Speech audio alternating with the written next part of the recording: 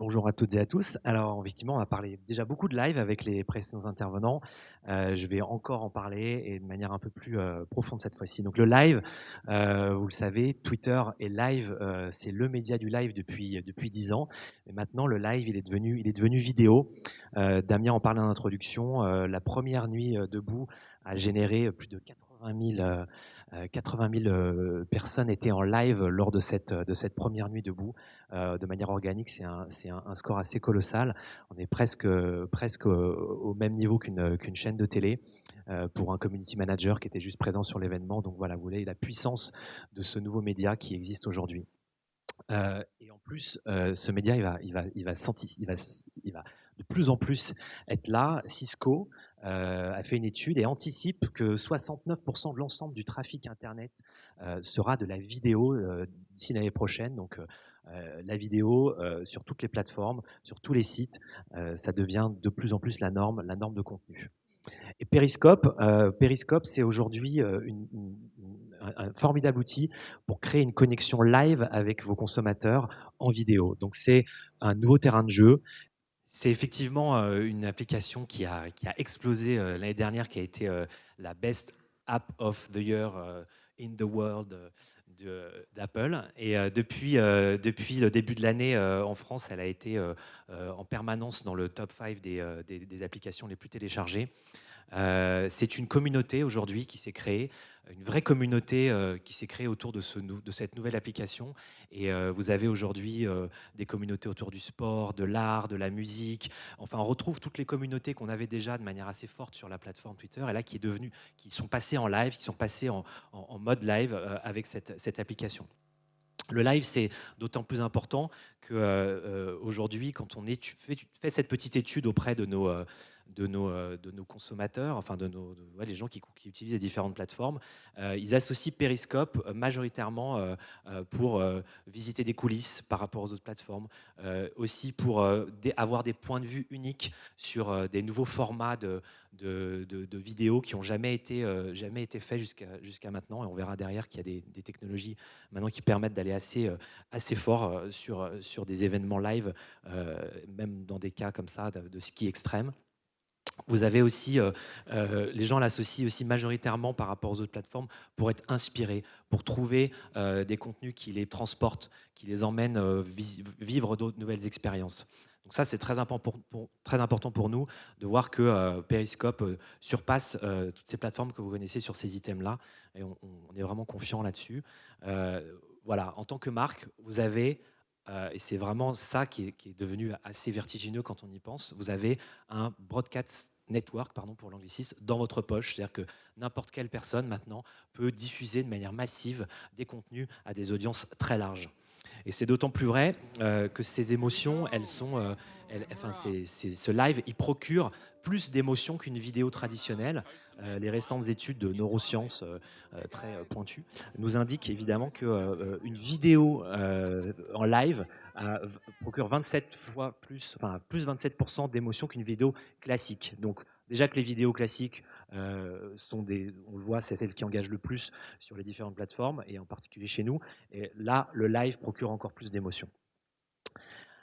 Et la bonne nouvelle, c'est que vous avez la possibilité d'intégrer maintenant directement dans la timeline de Twitter les contenus live. Ils se comportent comme des vidéos, c'est-à-dire elles se lancent en autoplay et on voit indiquer directement l'indication que c'est live, et quand vous cliquez dessus, vous arrivez directement dans l'expérience full screen de Periscope. Donc là, c'est devenu, voilà, on associe l'influence du média Twitter et les cibles que vous pouvez toucher sur Twitter de manière organique directement dans la timeline de Twitter. Donc vous n'êtes plus obligé, c'est important d'avoir l'application Periscope pour consulter du contenu Periscope. Maintenant, n'importe qui est sur Twitter peut avoir accès à un contenu qui a été capté par l'application Periscope. Et ça évidemment amplifie énormément la portée d'un contenu live que quelqu'un aurait pu capter, qu'une marque peut capter, etc., directement dans la timeline de Twitter. Et Damien l'a dit en introduction, Gaëlle en a parlé aussi quand elle a parlé de l'alpha.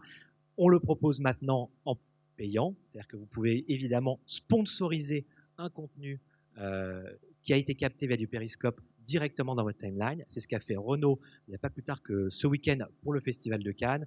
c'était le premier constructeur automobile et une des premières marques françaises à l'utiliser. Vous voyez, ils avaient une opération qui s'appelle le siège Renault. Ils faisaient gagner un week-end à des gens qui s'étaient inscrits pour ce concours pour vivre le festival de Cannes avec Michel Larocque, qui était leur ambassadrice pendant toute la durée du festival. Et là, on voit ce chiffre est assez important pour nous puisque c'était samedi et le live a duré 8 minutes et 86 000 j'allais dire téléspectateurs, non, spectateurs ont suivi le live de Renault sur Periscope. Et dimanche, il y en a eu un autre. Donc ça, c'était un exemple du live. Donc, on avait Michel Larocque qui accueillait les gagnants, qui les invitait à monter sur un bateau. Ils partaient ensemble sur l'eau, etc. Donc tout ça, c'était retransmis directement sur le compte Renault via une captation Periscope et sponsorisé à une large audience. Et quand vous retrouvez dans la timeline de Renault, vous pouvez aller le voir, c'est encore disponible. Le live qui a eu lieu à 19h dimanche soir, vous voyez que lui-même aussi a récupéré, enfin, a engendré, a accumulé, je vais y arriver, plus de 70 000 personnes en même temps, ce qui est assez important et aujourd'hui qui ouvre des perspectives d'audience et de reach qui sont inédites. Et c'est une plateforme qui est vivante, c'est une plateforme qui s'enrichit. Periscope n'a qu'1 an, donc il y a des développeurs qui travaillent en permanence pour l'enrichir. Là, vous avez la possibilité de dessiner maintenant sur vos live vidéo. Donc, ça s'appelle Sketch. Vous avez un petit bouton pour indiquer des éléments de la vidéo. Donc, c'est une nouvelle fonctionnalité qui a été lancée il n'y a pas très longtemps. Vous avez un partenariat avec GoPro qui a été mis en place maintenant. Possibilité de coupler le streaming de votre vidéo depuis la GoPro. Donc ça veut dire concrètement que aujourd'hui vous avez le téléphone qui peut filmer un angle de vue et une GoPro qui peut filmer un autre angle de vue et donc comme ça réaliser des nouvelles vidéos directement avec un smartphone et une GoPro et la qualité de la GoPro et la manière dont la GoPro peut s'intégrer comme vous le savez sur pas mal de supports pour créer des nouveaux points de vue et de nouvelles perspectives exclusives. Vous avez aussi des récentes fonctionnalités qui ont été annoncées là tout récemment, il y a moins de 2 semaines, puisque maintenant vous pouvez rechercher dans l'application Periscope. Vous pouvez aller plus loin que les 24 heures qui étaient aujourd'hui la norme. On limitait les vues à 24 heures. Maintenant, vous pouvez faire durer les vidéos plus de 24 heures et vous avez un partenariat avec une marque de drone. Donc voilà, on enrichit encore plus l'écosystème créatif avec ces nouvelles fonctionnalités. La recherche, c'est tout simplement la possibilité d'avoir, comme vous avez sur Twitter, une loupe qui vous permet d'aller chercher des mots-clés et des hashtags pour aller chercher les vidéos qui vous intéressent. Par exemple, les vidéos sur le voyage, les vidéos sur la musique, etc. Donc une manière un peu de naviguer dans Periscope qui est devenu beaucoup plus fluide et pratique grâce à cette recherche. Vous avez aussi, comme je viens de le dire, la sauvegarde. Donc, si un contenu mérite qu'il soit visible et disponible plus de 24 heures, en utilisant le hashtag save dans l'intitulé, vous allez pouvoir le garder sur la plateforme et pouvoir le promouvoir plus longtemps, le rediffuser plus longtemps, etc. Donc, Periscope n'est plus limité à 24 heures par défaut.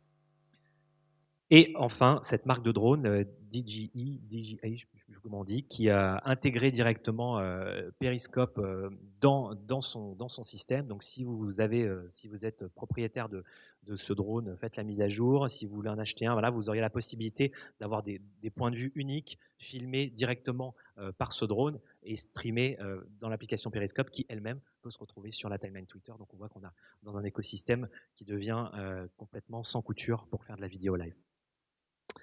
Quelques exemples, quand on est une marque, comment engager ses publics à la vitesse du live, parce que oui, ce sont des défis, ça va vite, on en est conscient, on est là aussi pour vous aider, vous accompagner. Comment engager? Il y a 2 défis, un défi créatif, évidemment. Faire de la création en live, c'est pas dans l'ADN de tout le monde et c'est un nouvel exercice. Et il y a des défis d'organisation, des défis techniques. Donc là, je vais essayer de vous montrer quelques exemples qui peuvent vous inspirer pour faire ça. Vous pouvez utiliser de manière assez, on va dire, simple, rien n'est simple, mais on va dire accessible, Periscope pour faire découvrir des nouveaux produits. On commence à le voir dans des conférences de presse, sur des salons, sur des lancements, etc. C'est devenu un formidable outil pour révéler, dévoiler des nouveautés, comme l'a fait BMW pour révéler l'édition limitée de sa voiture électrique. Je vais assez vite, mais je parle beaucoup de vidéo live. L'aspect conversationnel de Periscope, on le voit là, dans les exemples que je vous montrais, est vraiment essentiel. C'est que c'est pas simplement une vidéo qu'on va capter, c'est pas une webcam qu'on place dans un événement, c'est la possibilité de superposer un layer live de vidéo et un layer conversationnel en même temps, ce qui est vraiment l'intérêt de Periscope, c'est de pouvoir avoir les réactions et contribuer directement. Ça peut permettre aussi d'offrir un accès à des personnalités. Là, on a vu la série Scandale aux États-Unis, qui va donner comme ça, créer de la connivence avec ses publics, montrer un peu les coulisses de la vidéo. Est-ce qu'il y a du son? Hi, everybody. We're live. We can't show you anything. Wait, tell them. Wait, we need to tell you. Can we see anything behind you right now? Well, they should know that we are. Oh yeah, tell them. Hey, guys, we're periscoping right quick. You are? Yeah. Let's do it. Oh, hi Periscope.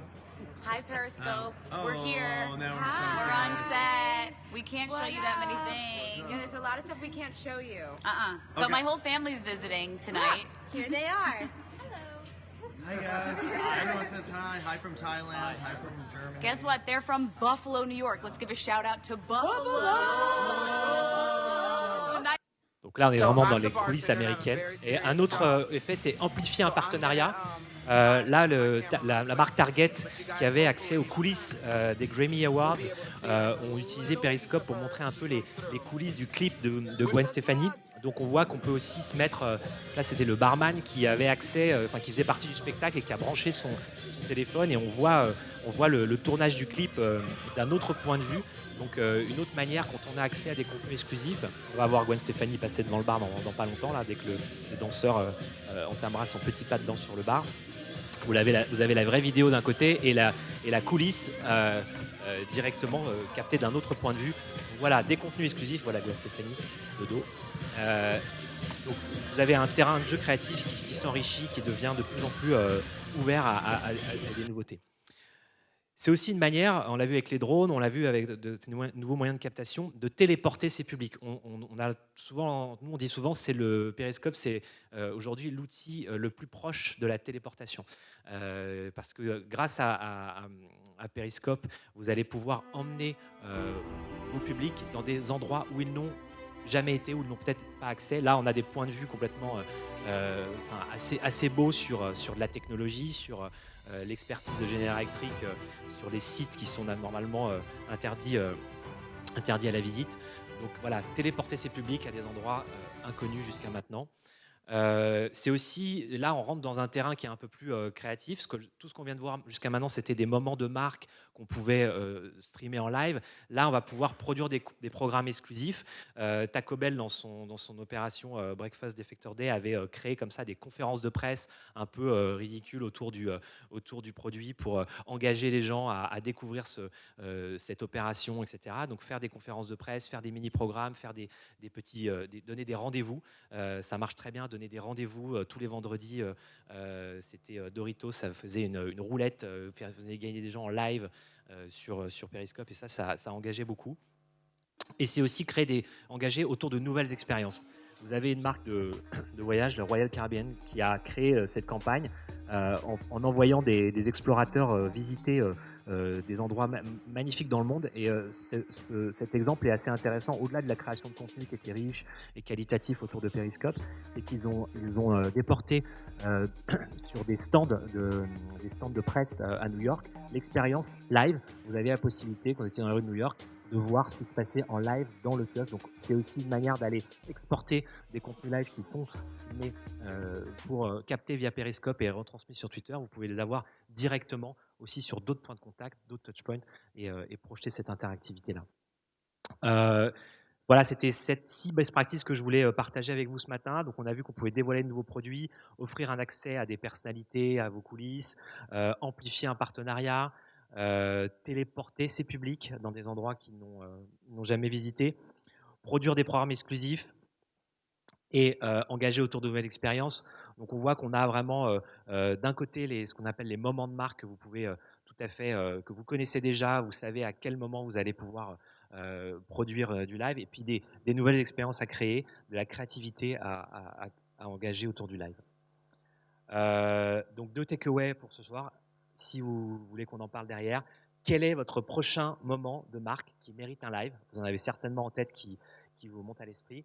Et comment votre prochaine campagne, elle pourrait être enrichie par du live? Comment on peut raconter la suite de votre histoire? Comment on peut intercepter, engager avec le live autour des comédiens, des acteurs de votre pub? Il peut y avoir plein de choses, donc n'hésitez pas à en parler avec nous. On sera ravis de vous accompagner là-dessus. Et maintenant, je vais passer la parole sans transition à notre ami Luc, qui nous fait l'honneur de venir aujourd'hui nous parler de Niche. Niche, on a commencé à vous en parler brièvement dans cette présentation. Je vais lui laisser la parole. Luc, come on stage, please. Donc Luc vient d'Angleterre et gère toute l'équipe Niche pour l'Europe.